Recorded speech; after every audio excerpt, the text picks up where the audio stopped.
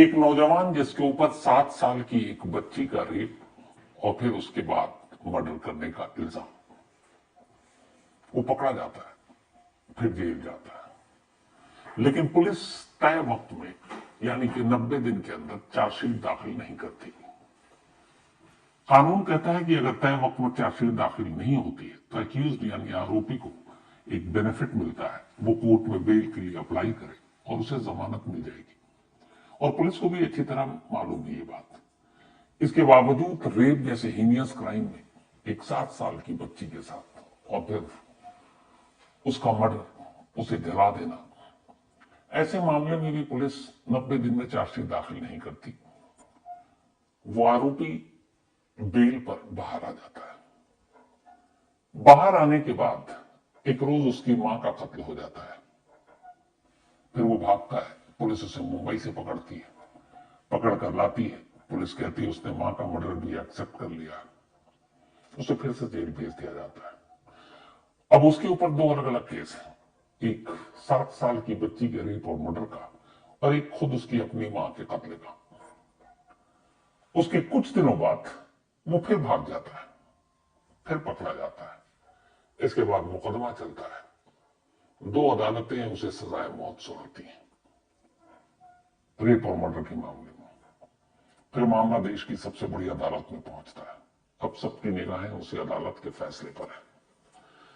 सोचिए, एक शख्स जिसके ऊपर 2 अलग अलग मुकदमे और कोर्ट से 2 सजाए मौत मिल चुकी हो, सुप्रीम कोर्ट में उस केस का क्या होगा, क्या फैसला है? इस फैसले के बारे में आपको बताऊं उससे पहले पूरी कहानी। ये कहानी है आज से 8 साल पुरानी, 2017। चेन्नई के एक इलाके में, चेन्नई एयरपोर्ट से थोड़ी दूरी पर एक बस्ती है। उसी बस्ती में एक परिवार रहा करता था जिसमें मां बाप और उनकी एक 7 साल की बिटिया। 5 फरवरी 2017 को वो बेटी घर के बाहर से अचानक गायब हो जाती है। घर वाले ढूंढते हैं, मिलती नहीं है। कुछ घंटे के बाद वो जाकर पुलिस स्टेशन में रिपोर्ट लिखा देते हैं। अब पुलिस तलाश करती है लेकिन कोई सुराग नहीं मिलता। 5 के बाद 6, 7, फिर 8 फरवरी की तारीख आ जाती है। तभी पुलिस एक शख्स को गिरफ्तार करती है। उसका नाम था दस्युनाथ। 30 साल का दस्युनाथ उसी इलाके में, उसी मोहल्ले में रहा करता था। उसने कंप्यूटर साइंस की पढ़ाई की थी। पुलिस दस्युनाथ को इसलिए गिरफ्तार करती है कि उसी मोहल्ले के एक शख्स ने कहा कि उसने आखिरी बार उस बच्ची के साथ दस्युनाथ को खेलते हुए देखा था।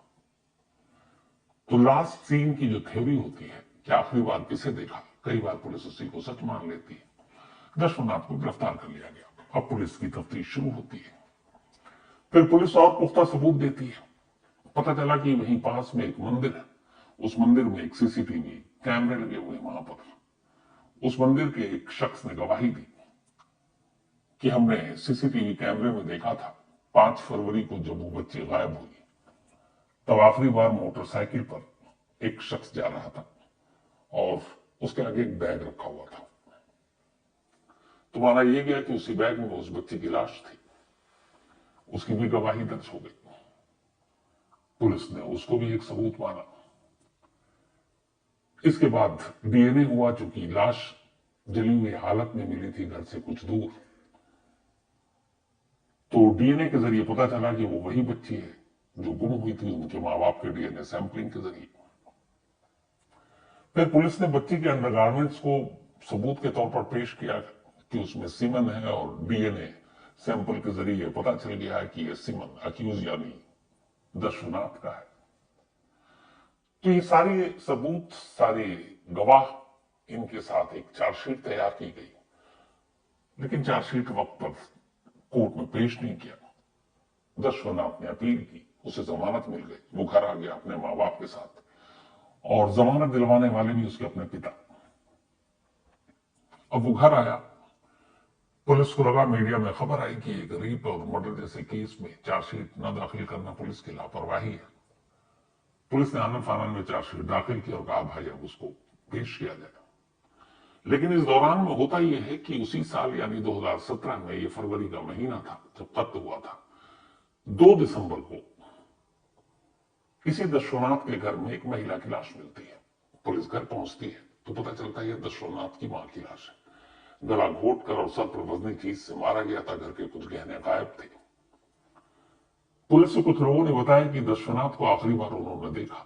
दशरनाथ के पिता आए, फिर उनसे भी बयान लिया गया और पुलिस ने यह केस दर्ज किया कि अपनी मां का कत्ल दशरनाथ नहीं किया है, उसे पैसों की जरूरत थी और कत्ल करके भाग गया। अब पुलिस उसका सुराग ढूंढ रही है। फिर उसके मोबाइल के जरिए उसका लोकेशन मुंबई में मिला और 2 दिसंबर को यह कत्ल हुआ था। 8 दिसंबर को मुंबई से दशरनाथ को गिरफ्तार कर वापस ले आया गया। वो वापस फिर से जेल में। इधर पुलिस ने अवानन फानन में चार्जशीट दाखिल कर दी। अब ये मामला कोर्ट में चल रहा है।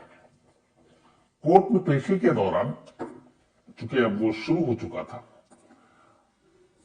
उसी दिसंबर के महीने में एक बार और दशरनाथ जब कोर्ट में पेश किया जा रहा था, पुलिस कस्टडी से भाग गया। लेकिन इत्तेफाक से नसीब अच्छा था, पुलिस का उसी दिन कुछ घंटे बाद उसे चेन्नई शहर से ही गिरफ्तार कर लिया गया और वापस जेल भेज दिया गया। अब चार्जशीट दाखिल हो गई। चार्जशीट दाखिल होने के बाद अब मुकदमे का ट्रायल शुरू होता है। पुलिस सारे सबूत कोर्ट के सामने पेश करती है। चेंगलपट्टू सेशन कोर्ट चेन्नई के सारे गवाहों और सारे सबूतों को मद्देनजर रखते हुए 2018-19 फरवरी यानी इस इंसिडेंट के लगभग साल भर बाद ही अपना फैसला सुना देती है। उस बच्ची के रेप और मर्डर केस में दशरनाथ को सजाए मौत दी जाती है, फांसी की सजा। इस सजा के खिलाफ अब दशरनाथ हाई कोर्ट में अपील करता है। वहां मद्रास हाई कोर्ट में उसकी अपील की सुनवाई होती है। लगभग 5-6 महीने के अंदर ही अंदर हाई कोर्ट भी अपना फैसला सुना देती। जुलाई 2018 में मद्रास हाई कोर्ट दशरनाथ को वही सजा देती है जो लोअर कोर्ट ने दिया था और सबूत वही। डीएनए के भी जो सिमन है वो भी मिले हैं। सीसीटीवी में आखिरी बार देखा गया है, एक गवाह जिसने आखिरी बार खेलते हुए देखा, बाइक पर बाइक के साथ जाते हुए देखा। तो इन सारे गवाहों और सारे सबूतों के मद्देनजर पहले लोअर कोर्ट और फिर मद्रास हाई कोर्ट दोनों ने दशरनाथ को सजाए मौत दी, यानी फांसी की सजा। अब दशरनाथ इस फैसले को देश की सबसे बड़ी अदालत सुप्रीम कोर्ट में चैलेंज करता है। इधर ये मुकदमा चल रहा था, उधर एक दूसरा मुकदमा और चल रहा था और वो था दशरनाथ की मां के मर्डर का, जिसका इल्जाम भी उसके सर पर था, जो उसने जमानत पर रहते हुए बाहर किया था। यह मुकदमा भी एक उसी लोअर कोर्ट में चल रहा है, चेंगलपट्टू में। 2 सजाएं मौत मिल चुकी। अब तीसरे मुकदमे का ट्रायल शुरू हुआ और खत्म हुआ। उस मुकदमे में पुलिस को एक भी ऐसा सबूत और सुराग नहीं मिला जो ये साबित करता कि दशरनाथ ने अपनी मां का कत्ल किया था। लिहाजा लोअर कोर्ट पहली बार दशरनाथ को उसके अपनी ही मां के कत्ल के इल्जाम से बरी कर देता। अब उसके बाद पुलिस हाईकोर्ट पहुंची। उल्टा चल रहा है मामला। हाईकोर्ट ने भी दशरनाथ को अपनी ही मां के मर्डर के मामले से बरी कर दिया क्योंकि कोई सबूत और कोई गवाह था ही नहीं। तो एक शख्स जिसके ऊपर 2 अलग अलग क्राइम के इल्जाम थे, अपनी मां का मर्डर और एक 7 साल की बच्ची का रेप एंड मर्डर, उसमें से एक में वो बरी हो गया। दूसरे में उसे 2 सजाए मौत मिल चुकी है। अब फैसला दिल्ली में मौजूद देश की सबसे बड़ी अदालत सुप्रीम कोर्ट को लेना है। सुप्रीम कोर्ट में यह मामला 2018 में गया। 7 साल लगे। 7 साल के बाद 2025 आ गया। अभी 2 महीने पहले अक्टूबर में सुप्रीम कोर्ट ने अपना फैसला सुनाया। एक ऐसा फैसला जिसे सुनकर शायद आप लोग भी चौंक उठेंगे और उससे भी ज्यादा चौंकने की वजह यह है कि लोअर कोर्ट और हाई कोर्ट ने जिन सबूतों के आधार पर और जिन गवाहों के आधार पर दशरनाथ को सजाए मौत दी, जिस पर सिर्फ सुप्रीम कोर्ट को मुहर लगानी थी, वो सारे सबूत और सारे गवाह एक एक कर सुप्रीम कोर्ट ने जब उनको खंगाला और टटोला तो सामने क्या आया। अक्टूबर के महीने में 2 महीने पहले 2025 में सुप्रीम कोर्ट ने दशरनाथ को सीधे सजाए मौत से बरी कर दी। लोअर कोर्ट और मद्रास हाई कोर्ट दोनों कोर्ट के फैसले को पलट दिया और कहा कि इस केस में अलग अलग वक्त में दो इन्वेस्टिगेटिंग अफसर ने काम किया और दोनों ने जो काम किया उस काम को देखते हुए सुप्रीम कोर्ट को इस बात का बेहद अफसोस है कि रेप और मर्डर जैसे हीनियस क्राइम में कोई पुलिस इंस्पेक्टर ऐसी लापरवाही भरी जांच कैसे कर सकता है। एक आईओ का ट्रांसफर हो गया था, इसलिए बाद में इस केस में दूसरे आईओ आए। उन्हीं दोनों को सुप्रीम कोर्ट ने लताड़ा और विश्वनाथ को बरी किया और साथ ही कहा कि अगर उसके खिलाफ कोई और मुकदमा ना हो तो उसे फौरन जेल से बरी कर दिया जाएगा। 8 साल हो चुके थे विश्वनाथ को चेन्नई सेंट्रल जेल में रहते हुए। सुप्रीम कोर्ट के फैसले के फौरन बाद 48 घंटे बाद विश्वनाथ को चेन्नई सेंट्रल जेल से आजाद कर दिया गया।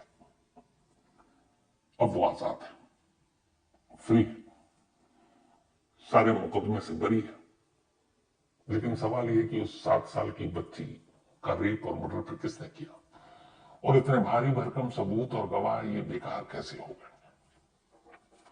तो सुप्रीम कोर्ट ने जो अपना फैसला सुनाया उसमें सिलसिलेवार पॉइंट उठाया और ये पॉइंट लोअर कोर्ट और मद्रास हाई कोर्ट की तरफ भी उंगली उठाता है। ये पॉइंट इसलिए बड़ी जरूरी है कि ऐसे तमाम केसेस में इस तरह के मामले आते हैं, ऐसे गवाह भी आते हैं और सबूत भी आते हैं। सुप्रीम कोर्ट ने जो पहली चीज उठाई और पूछा कि आखिर लोअर कोर्ट और हाई कोर्ट की नजर इस पर क्यों नहीं पड़ी, वो पहली चीज ये थी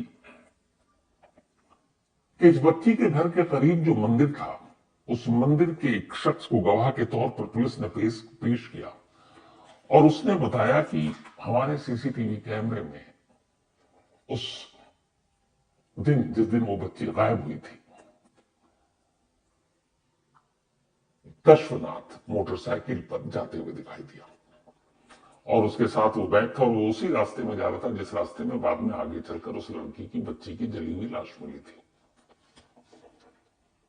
अब ये बहुत बड़ा सबूत है क्योंकि क्राइम के सीक्वेंस को जोड़ रहा है।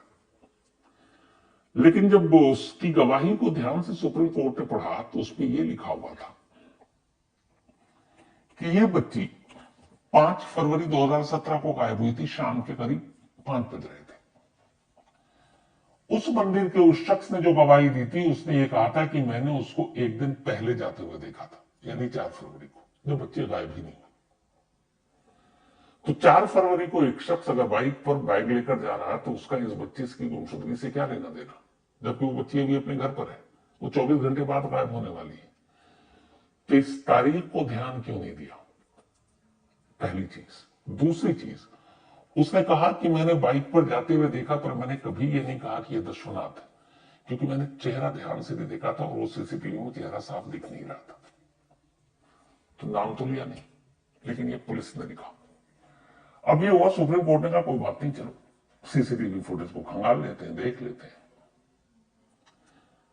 पता चला कि वो सीसीटीवी फुटेज जिसकी गवाही के ऊपर यह केस खड़ा किया गया था न कभी लोअर कोर्ट में पेश किया गया न कभी मद्रास हाई कोर्ट में। सुप्रीम कोर्ट की तो बात ही भूल गई। जब पुलिस से पूछा गया ऐसा क्यों, तो पता चला कि वो सीसीटीवी फुटेज की सीडीआर कभी पुलिस ने ली ही नहीं और बाद में एक तय वक्त के बाद वो खत्म हो गया। तो एक ऐसा इंपॉर्टेंट सबूत जिसके ऊपर आपका केस खड़ा है, आपको एक आदमी कह रहा है कि हमारे सीसीटीवी कैमरे में कैद हुआ है और पुलिस वाले ने इतनी जहमत नहीं उठाई कि लॉ उसके विजुअल हमें दे दो। तो ये सिर्फ हवाई बातें थी, सबूत पुलिस के पास था ही नहीं। और कमाल ये कि पहले लोअर कोर्ट और फिर मद्रास हाई कोर्ट ने भी इन 2 बड़ी गलतियों की तरफ ध्यान ही नहीं दिया कि उसने कहा था कि हमने एक दिन पहले देखा था, क्राइम वाले दिन नहीं जिस दिन बच्ची गायब हुई, और दूसरा कि उन्होंने कभी कोर्ट ने पुलिस से नहीं कहा हमें सीसीटीवी फुटेज दिखाओ। अगर वो पूछ लेते तब भी नहीं मिलता, लेकिन पता तो चल जाता और शायद ये फैसला बदल देते। तो पहली चीज कि एक पुलिस अफसर जिसका इतना बड़ा केस एक सीसीटीवी फुटेज पर, उन्होंने कभी उसको कलेक्ट करने की कोशिश ही नहीं की। इसमें एक गवाह आया, इस गवाह की गवाही भी विश्वनाथ को फांसी की सजा दिलाने में बहुत बड़ा रोल प्ले किया था। ये विटनेस था। इस विटनेस ने कहा कि 5 फरवरी को जिस दिन ये गायब हुई थी, मैंने देखा था आखिरी बार उसको दशवनाथ के साथ खेलते हुए, और दशवनाथ के पास साथ एक डॉगी था, डॉगी के साथ वो बच्ची खेल रही थी। तो ये लास्ट सीन वाला एक थ्योरी थी। जब इसकी पूरी गवाही पढ़ी गई तो सुप्रीम कोर्ट ने ध्यान दिया कि जब इसकी गवाही दर्ज हुई है तो उस पर तारीख लिखी हुई है, और वो तारीख थी बच्ची की गुमशुदगी के 2 महीने बाद की। यानी इस विटनेस ने जो गवाही दी थी 5 फरवरी को बच्ची गायब हुई, और इसने गवाही दी अप्रैल में, और इसकी गवाही का जिक्र कहीं एफआईआर में भी नहीं था। तो सवाल यह था कि कितना इंपॉर्टेंट गवाह जिसने आखिरी बार उस बच्ची के साथ देखा दशवनाथ को, उसकी गवाही 2 महीने बाद क्यों दर्ज की गई, और कहीं रिकॉर्ड तो है ही नहीं। तो फिर कैसे माने कि 2 महीने बाद उसकी दर्ज गवाही सच है? उसको मैनिपुलेट करके नहीं बुलाया गया है कि तुम ऐसा कहो। अगर ये इतना ही इंपॉर्टेंट था तो शुरुआत में बाकायदा एफआईआर से लेके हर चीज में उसका मेंशन होना चाहिए। लेकिन इसकी गवाही की तारीख पर भी लोअर कोर्ट ने और मद्रास हाईकोर्ट ने ध्यान ही नहीं दिया कि भाई ने गवाही कब दी। इतनी बड़ी गलती। तीसरा, जो सारे दस्तावेज थे उसमें यह था कि बच्ची की चूंकि मर्डर के बाद बॉडी को जला दिया गया था तो वो पहचानने लायक थी नहीं, तो माँ बाप के उसके सैंपल लिया गया, उसके बाद लैब भेजा गया, डीएनए रिपोर्ट आई, और ये क्लियर हो गया कि ये बच्ची वही है जो गायब हुई थी 5 फरवरी को। अब इसके बाद उसमें यह भी था कि उस बच्ची का एक अंडरगारमेंट मिला, उस पर ब्लड स्टेन थे और सीमन भी थे। जब उसकी जांच हुई और रिपोर्ट आई डीएनए, तो पता चला कि वो अक्यूज के ही है, यानी कि दशवनाथ के। अब ये बहुत बड़ा साइंटिफिक एविडेंस है, इसको दुनिया की कोई भी अदालत ठुकरा नहीं सकती कि जिस बच्ची का रेप हुआ, मर्डर हुआ, उसके अंडरवेयर में अक्यूज्ड का सीमन पाया जाना, ये अपने आप में काफी है केस को खोलने के लिए। और ये भी एक अहम सबूत था जिसकी वजह से लोअर कोर्ट और मद्रास हाई कोर्ट ने दशवनाथ को सजा मौत दे दी। लेकिन जब सुप्रीम कोर्ट ने वो पूरी रिपोर्ट पढ़ी और जो बाकी दस्तावेज थे वो पढ़ा, तो एक हैरान करने वाला सच सामने आया। पता चला कि जिस डीएनए की बात पुलिस कर रही थी, जिसके आधार पर कोर्ट ने सजा सुनाई, और जिस अंडरवेयर की बात हो रही थी कि उसमें अक्यूज यानी दशवनाथ का सीमन मिला था, वो अंडरवेयर इस बच्ची की गुमशुदगी के और रेप मर्डर वाली सारी कहानी खुल गई 4 महीने बाद इसी दशवनाथ के बैग से पुलिस ने बरामद करना क्या दिखाया था। यानी फरवरी में ये सब कुछ होता है, मार्च, अप्रैल, मई, जून, 4 महीने के बाद ये मिला था ये अंडरवेयर, और किसके? पुलिस के कागज के हिसाब से दशवनाथ के बैग से मिला था। और उस 4 महीने बाद बरामद उस अंडरवेयर के जरिए ये पता चला कि हाँ ये सीमन जो है अक्यूज का है। लेकिन जो एक्सपर्ट है उनका कहना यह है कि जो बायोसेल होता है सीमन में, किसी भी इंसान के जब बॉडी से वो निकलता है सीमन का, तो सिर्फ रिलीज के 48 घंटे तक वो बायोसेल सर्वाइव करता है, 48 आवर्स तक। लेकिन यहां 4 महीने के बाद वो बरामदगी दिखाई जा रही है, और 4 महीने के बाद के डीएनए रिपोर्ट को कोर्ट में पेश किया जा रहा है। सुप्रीम कोर्ट ने उठाया, क्या ये मुमकिन नहीं है कि इस एविडेंस के साथ छेड़छाड़ हुई हो? क्या ये मुमकिन नहीं है कि उस अंडरवेयर पर पुलिस कस्टडी में या बाद में जबरन अक्यूज के निशान छोड़े गए हो? है ऐसे हमारे देश में कई ऐसे इंसिडेंट हुए जिसमें आप सीमन तक लाकर किसी कपड़े में डालकर उसको आप रेपिस्ट ठहरा सकते हो। तो सुप्रीम कोर्ट ने इस पर उंगली उठाई कि 4 महीने बाद, वो भी अक्यूज के बैग से आप बरामदगी दिखा रहे हो, और 4 महीने बाद आप बता रहे हो उससे पहले जब आपने अक्यूज को पकड़ा उस वक्त कहां थे ये सारी चीजें। और दूसरा ये कि जब सारी चीजें जल गई थी तो वो सिर्फ वही क्यों बचा था? और इस पर सुप्रीम कोर्ट का सवाल यह था कि क्या इसके साथ छेड़छाड़ नहीं हो सकती? पुलिस जानबूझकर इसी को अगर फंसाना ही है तो उसके खिलाफ ये सबूत उसने पैदा किया हो। तो इसलिए सुप्रीम कोर्ट ने इस रिपोर्ट को ही मानने से इनकार कर दिया। चौथा, पुलिस ने एक और, जिसकी वजह से लोअर कोर्ट और हाईकोर्ट ने दिया कि आखिर इसने 7 साल की बच्ची के साथ क्यों किया, तो उसने बताया कि ये मैनिएक है, मोबाइल पर ये असली फिल्म देखता है और इसके मोबाइल से ऐसे बहुत सारे वीडियोज और वो फिल्म देखने के सबूत थे, कोर्ट में पेश किए। जब कोर्ट में पेश किया तो फिर सुप्रीम कोर्ट ने जब देखा तो सुप्रीम कोर्ट ने कहा कि जिस फोन की आप बात कर रहे हो कि जिस फोन पे अक्यूज देखता था, उसका सिम कार्ड कहां से आया, किसके नाम पर है, इसके नाम पर नहीं है, उसका असली मालिक कौन है तो पता ही नहीं, कभी आपने पेश ही नहीं किया। तो उस सिम कार्ड की पहेली को आपने कभी सुलझाया ही नहीं और किसी का भी उठा के आपने कह दिया ये इसका मोबाइल था और ये सिम था, इस पर देखता था, जबकि पुलिस ये साबित ही नहीं कर पाई कि ये सिम को ये बिलोंग करता है। यहां तक कि पुलिस ने उसके सीडीआर कॉल डिटेल रिकॉर्ड तक नहीं निकाले, जैसे सीसीटीवी के नहीं निकाले थे। तो सीडीआर नहीं, फोन का डिटेल नहीं, ये सारी चीजें उनमें से एक भी चीज नहीं। तो सुप्रीम कोर्ट ने इन सारी चीजों को देखते हुए ये कहा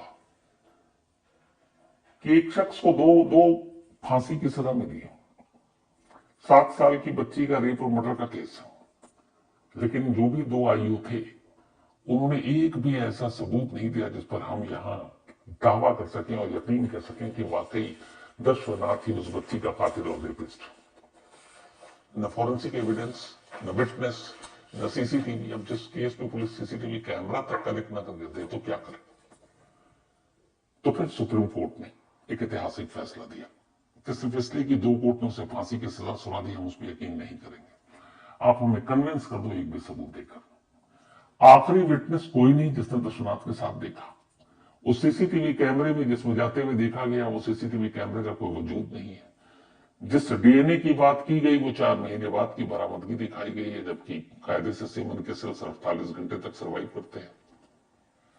और वो बैग से बरामद हुए, वो बैग कब कहां किसके जरिए आया, इसका भी कोई आपने सोर्स और स्रोत नहीं बताया। अक्यूज के मोबाइल के कॉल डिटेल सीमन तक आपने बरामद नहीं की, सीडीआर तक नहीं निकाली। तो ये बेसिक वो चीजें हैं जो एक नया रंगरूट ये पुलिस में भर्ती होता है उसे ही पता है बेसिक चीजें करनी है, इनमें से कुछ नहीं किया। और दूसरा, फिर सुप्रीम कोर्ट के सामने उसकी मां के मर्डर का भी केस आया कि सर इसके ऊपर तो ये भी इल्जाम है, और उसमें पुलिस ने कहा कि इसने अपनी मां के कत्ल के गुनाह को कबूल कर लिया। 20,000 रुपए इसने मां के घर से चोरी किए, गहने चोरी किए, वो पुलिस ने कैश भी बरामदी दिखा दिया, गहने कभी नहीं दिखाए। पूरा बयान उसका इकबालिया, लेकिन कोर्ट ने बरी कर दिया। तो मां के मर्डर से बरी, इधर रेप और मर्डर के केस से बरी। शायद मुझे याद नहीं पड़ता, कम से कम हो सकता कहीं हो, पर अगर जहां तक मेरी जानकारी है कि शख्स जिस पर 2 अलग अलग मुकदमे चल रहे हो, 2 अलग अलग मामलों में, 2 में फांसी हो गई हो, बेल पर आकर एक कत्ल करता हो बकौल पुलिस, 2 कोर्ट्स ने उसे सजा सुनाई और देश की सबसे बड़ी अदालत उसे यूं बरी करते। इसका गुनहगार और जिम्मेदार कौन है? और सबसे कमाल की बात यह है कि दर्शनाथ की मां का कातिल कौन है अभी भी ये पहली है, और 7 साल की उस बच्ची का रेपिस्ट और कातिल कौन है। जब ये फैसला आया सुप्रीम कोर्ट का तो कुछ मीडिया के लोग गए थे और इस बच्ची के बाप ने रोते हुए ही कहा कि हमारा क्या कसूर, हम तो ये जानना चाहते थे कि मेरी बेटी का गुनहगार कौन है। लेकिन आज 8 साल बाद भी किसी को पता नहीं है।